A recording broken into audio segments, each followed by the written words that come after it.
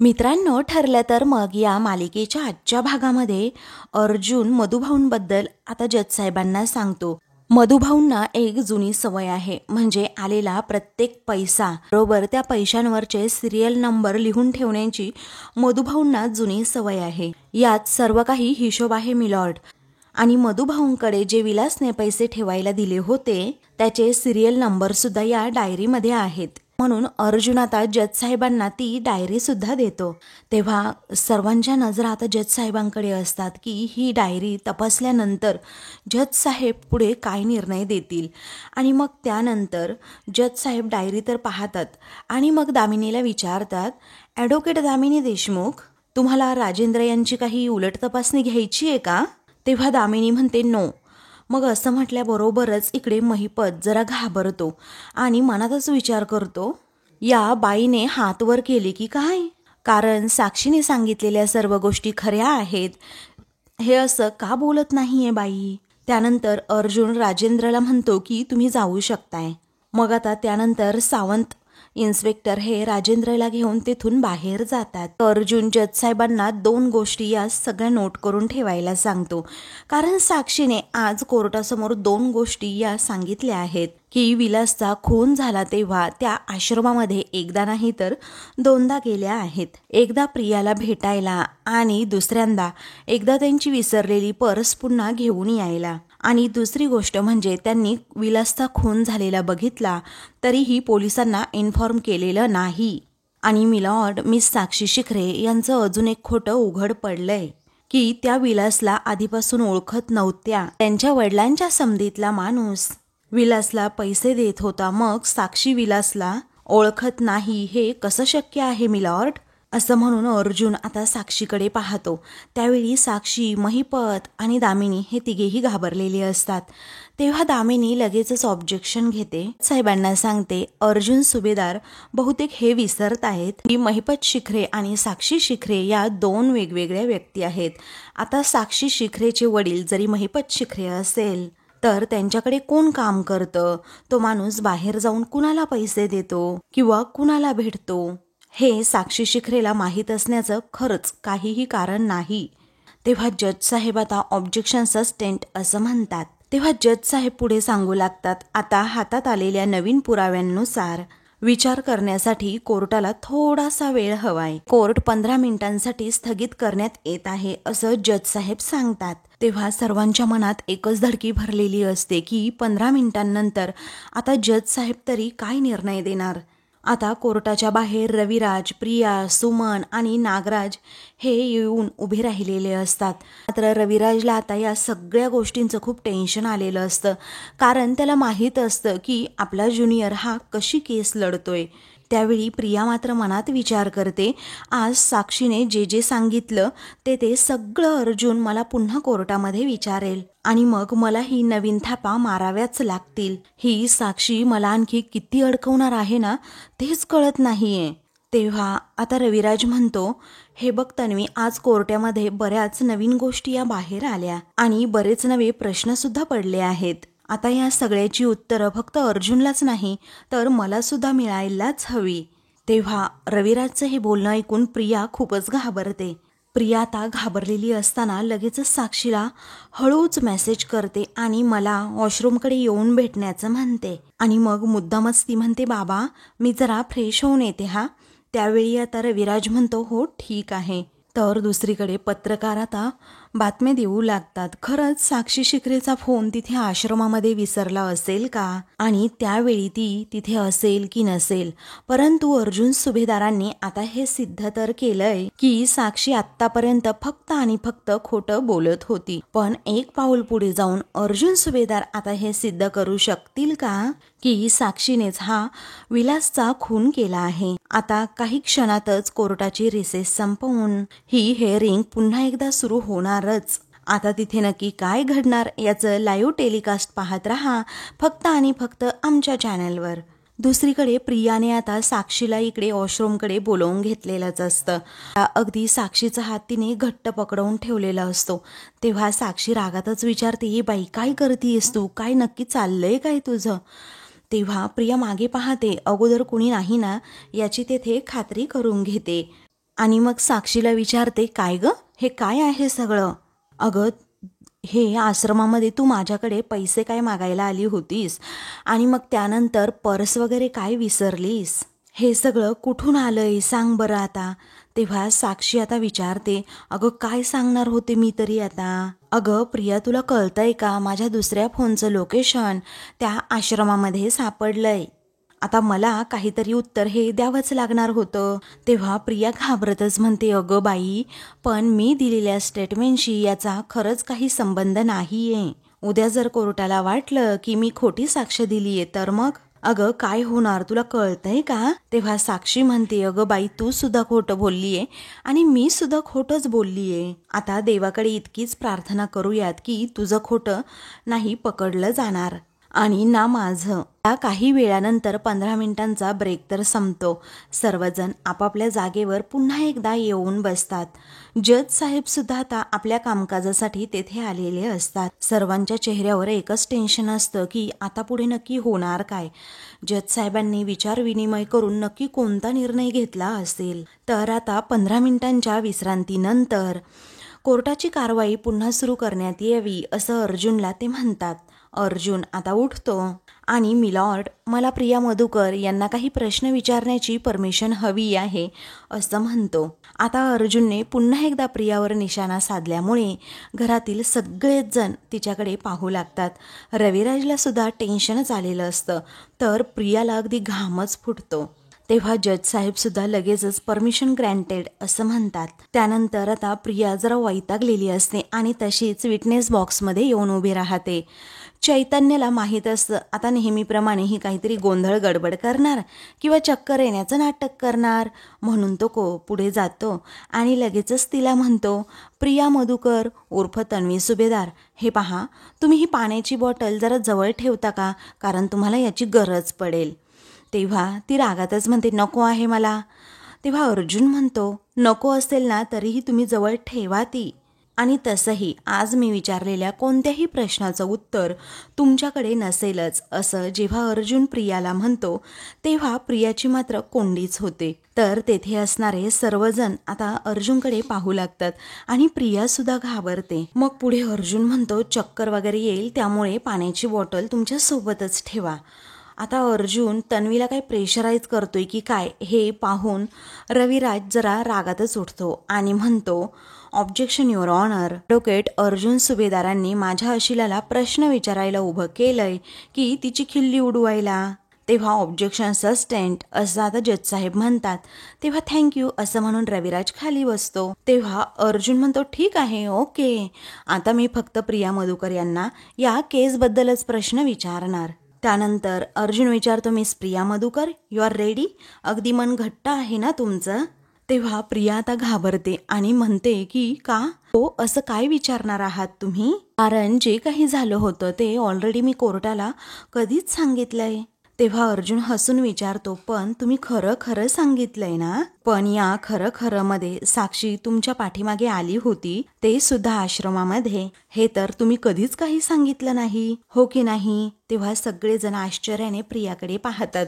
प्रिया ही फक्त 2-2.5 वर्ष कोर्टामध्ये खोटं आणि खोटंच बोलत आलेली असते. त्यानंतर अर्जुन आता मागचे विषय उकरून काढतो आणि प्रियाला पुन्हा एकदा म्हणतो, तुम्ही तर म्हणाला होतात ना की तुम्ही थिएटरमध्ये गेलात आणि मग तुमच्या पोटात दुखायला लागलं, मग तेथून तुम्ही आणि विलास दोघेही आश्रमात आलास, हे बरोबर आहे ना?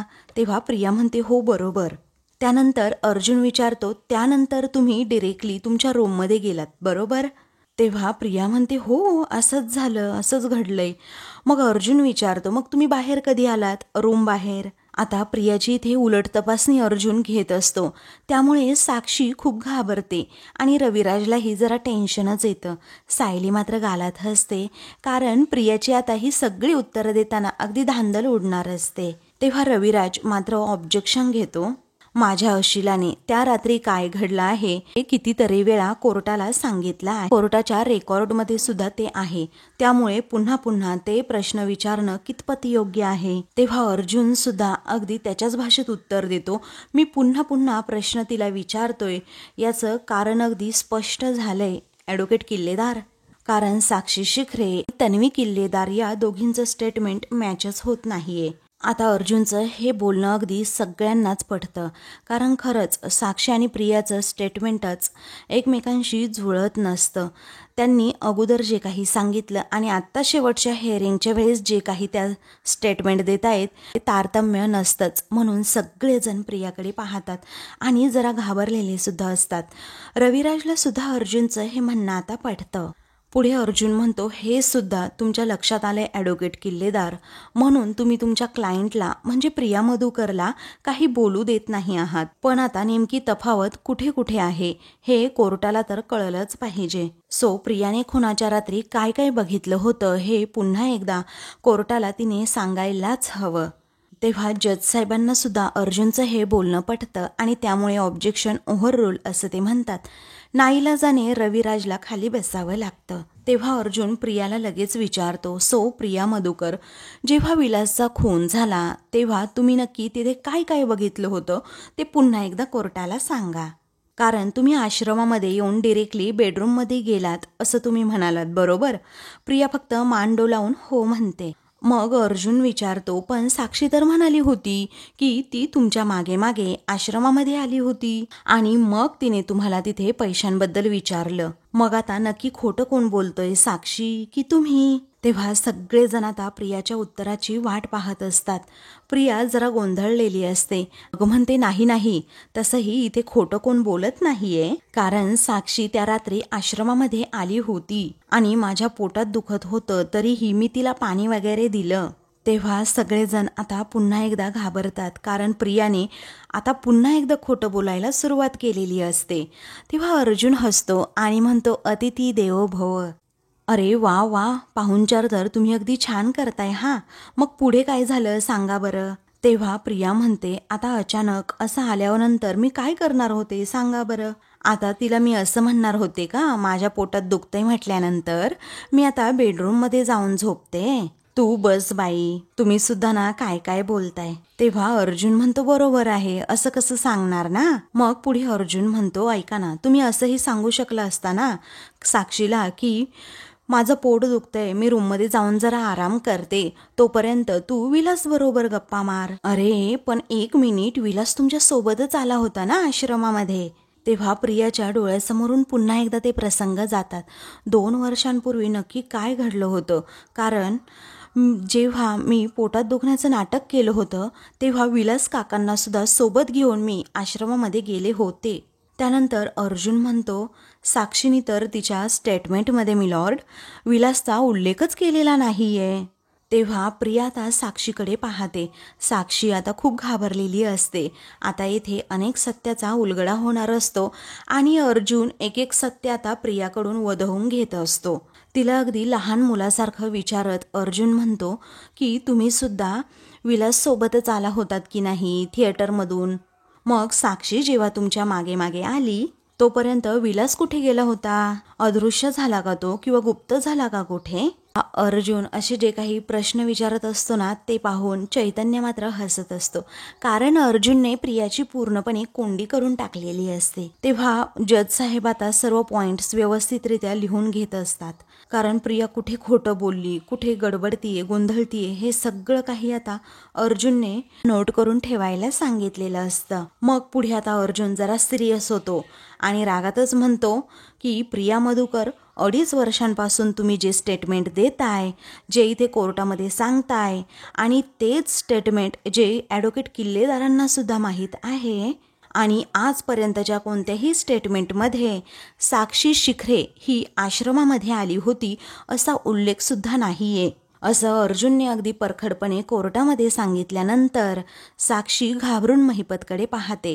तर प्रिया आणि रविराज सुद्धा एकमेकांकडे पाहतात.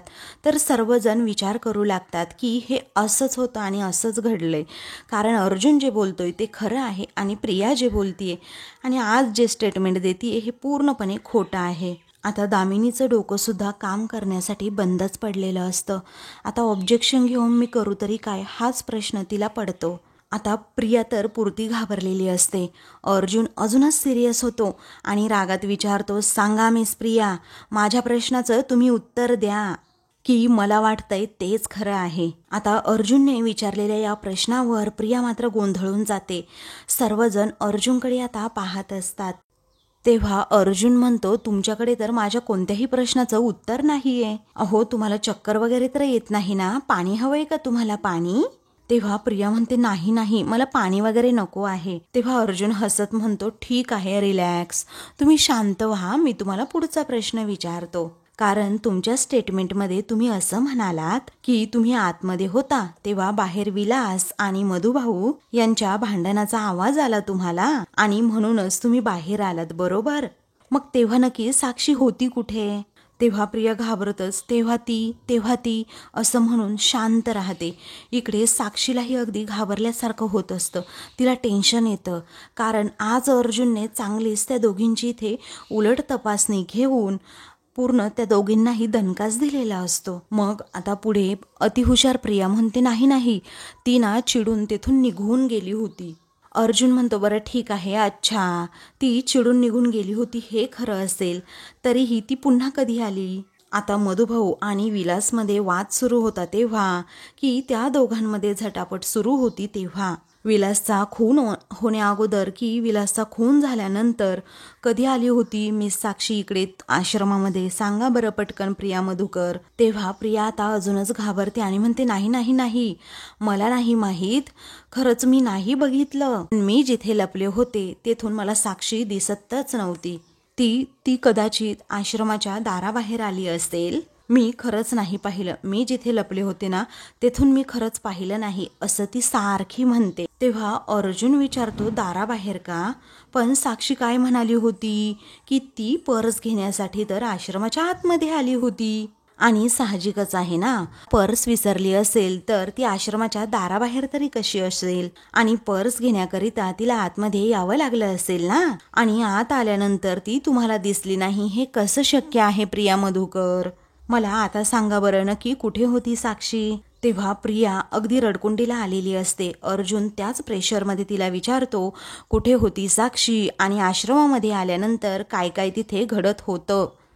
तेथे झटापट सुरू होती, विलासचा खून झाला होता की खून होण्याअगोदर की खून झाल्यानंतर ती आली होती? कधी आली होती साक्षी की साक्षीनेच विलासचा खून केला आहे प्रिया? तेव्हा आता प्रिया अगदी प्रेशरमध्ये येते आणि घाबरते. सर्व कोर्टामध्ये अगदी भयानक शांतता असते, कारण अर्जुन आता अगदी सत्यापर्यंत पोहोचणार असतो. तोच दामिनी उठते आणि ऑब्जेक्शन घेते. कुठलाही ठोस पुरावा नसताना ॲडव्होकेट अर्जुन सुभेदार असा निष्कर्ष काढू शकत नाही, असं कोर्टाला सांगते. आता सुभेदार, तुम्ही जरा लक्ष द्या, कारण ऑब्जेक्शन घेऊन ना मलाही आता कंटाळाच आलाय. तेव्हा अर्जुन सुद्धा गप्प बसत नाही. आज दामिनीची चांगलीच तो जिरवतो आणि म्हणतो, मी कोणताही निष्कर्ष काढत नाहीये ॲडव्होकेट दामिनी देशमुख, मी फक्त आणि फक्त प्रश्न विचारतोय. कारण मिस साक्षी शिखरे यांचं स्टेटमेंट आहे की त्यांची पर्स घेण्यासाठी त्या आश्रमाच्या आतमध्ये गेल्या होत्या, तरी सुद्धा लपलेल्या प्रियाला त्या काही दिसल्या नाहीत. का तर याचं एकच कारण आहे मी लॉर्ड, कारण साक्षी शिखरे यांच्या दुसऱ्या फोनचं लोकेशन आपल्याला कळलं नसतं तर याचं कारण सुद्धा आपल्या लक्षात आलंच नसतं. आता असं अर्जुनने स्टेटमेंट दिल्यामुळे प्रिया खूप रडू लागते. अक्षरशः तिला काही सुचत नसतं. तर साक्षी आणि महिपत सुद्धा यावेळी घाबरलेले असतात. पुढे अर्जुन म्हणतो, तेच कारण या केसचा पाया आहे मी लॉर्ड. तेव्हा प्रिया घाबरतच विचारते, म्हणजे मला नाही कळलं. इकडे आता कुणाला काही समजलेलं नसतं. सुमन तर आपली शांतपणे बसलेली असते, पण नंतर नागराजला हळूच ती विचारते, काय हो, कशाबद्दल अर्जुन बोलतोय नक्की? तेव्हा नागराज म्हणतो, मलाच नाही समजलं, कारण मला तर काही कळेनासच झालंय. नक्की साक्षी कशाबद्दल बोलती आणि ही तन्वी सुद्धा कशाबद्दल बोलती आहे? तेव्हा अर्जुन जज साहेबांना सांगतो, मिलॉर्ड, खुनाच्या रात्री साक्षी ही पर्स घेण्यासाठी आश्रमामध्ये गेली होती की प्रियाकडून पैसे घेण्यासाठी आश्रमामध्ये गेली होती, याचा कोणताही उल्लेख आजपर्यंत प्रिया मधुकर यांनी कोर्टामध्ये कधीही आजपर्यंत 2.5 वर्षात केलेला नाहीये. असं प्रियाचं खोटं उघड पाडून प्रिया किती खोटारडी आहे, आजपर्यंत किती खोटं बोललीये, हे अर्जुन आता कोर्टाला दाखवून देतो. तर आता घरातील सर्वजण फक्त आणि फक्त एकमेकांकडे पाहत असतात, कारण अर्जुन जे बोलतोय ते बरोबर आहे आणि ही प्रिया खोटारडी आहे असा संशय सर्वांना येऊ लागतो. त्यानंतर अर्जुन म्हणतो, याचा फक्त आणि फक्त एकच अर्थ आहे मी लॉर्ड, मिस प्रिया मधुकर ही अगदी खोटं बोलती आहे. तेव्हा अर्जुनने असं जोरातच म्हटल्यामुळे इकडे सगळेजण जरा घाबरतात. तर प्रियासुद्धा अगदी घाबरलेलीच असते आणि अडखळतच म्हणते, नाही नाही नाही नाही, मी खोटं बोलतच नाहीये. या केसच्या पहिल्या दिवसापासून मी अगदी खरं खरं सांगतेय इथे कोर्टाला. तेव्हा अर्जुन चवताळतोच आणि म्हणतो, 1 मिनिट, या केसच्या पहिल्या दिवसापासून ते आत्तापर्यंत तुम्ही खोटंच बोलत आहात मिस प्रिया मधुकर. मिस साक्षी आणि प्रिया मधुकर यांच्या दोघींच्याही स्टेटमेंटमध्ये एवढं तफावत आहे याचं कारण एकच आहे मिलॉर्ड, की विलासचा खून मिस साक्षी शिखरे यांनी केलाच नाहीये मिलॉर्ड. विलासचा खून केला आहे मिस प्रिया मधुकर उर्फ तन्वी किल्लेदार यांनी, असं अर्जुनने स्टेटमेंट कोर्टासमोर दिल्यामुळे आता प्रिया अगदी घाबरते. इकडे साक्षी, महिपत, दामिनीला आश्चर्य वाटतं की अर्जुनने आपल्या बाजूने स्टेटमेंट देऊन प्रियाची अशी का कोंडी केली असेल आणि हे स्टेटमेंट त्याने का फिरवलं असेल. अर्जुनने असं स्टेटमेंट देताच दुभाऊ, सायली आणि घरातील सर्वांच्या कपाळावर आता आठ्याचे येतात. त्याचबरोबर रविराज सुद्धा अगदी धक्क्याने अर्जुनकडे पाहतो. आता चैतन्याला सुद्धा समजलेलं नसतं की अर्जुनने असं का कोर्टामध्ये स्टेटमेंट केलं असेल, परंतु खरा खेळ तर आता इथून पुढे सुरू होणार असतो, कारण अर्जुनने बरोबर आता एक वेगळाच डाव टाकलेला असतो. अर्जुनच्या या स्टेटमेंटमुळे कोर्टामध्ये अगदी शांतता असते ना, ती शांतताच अगदी भंग पावते. सगळेजण एकमेकांबरोबर लगेच डिस्कस करू लागतात की असं कसं अर्जुन सुभेदार स्टेटमेंट देऊ शकतात, कसं हे प्रूव्ह करू शकतात, त्यांच्याकडे काही पुरावा आहे का. कारण आता घरातील सगळेजण सुद्धा घाबरलेले असतात. कुणाला आता अर्जुनला काय बोलावं हे सुद्धा सुचत नसतं. इकडे साक्षी आता महिपतकडे पाहते, तर महिपतला खूप म्हणजे खूप आनंद होतो, कारण त्यांनी जसं ठरवलेलं असतं की प्रियावर सगळं ढकलून द्यायचं, अगदी तसाच अर्जुनने गेम फिरवून तसंच प्रियाच्या बाबतीत सुद्धा केलेलं असतं.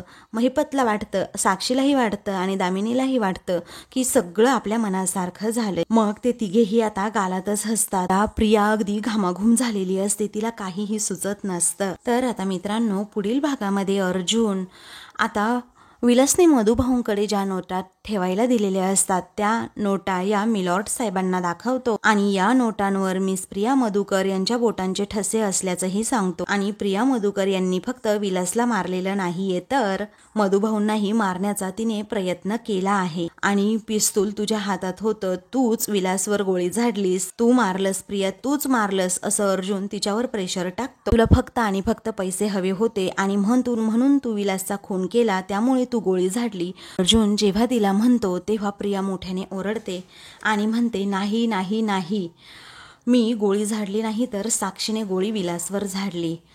तर कोर्टामध्ये अगदी भयानक शांतता निर्माण होते. अशाच मालिकेचे पुढील भाग पाहण्यासाठी चॅनलला सबस्क्राईब करा.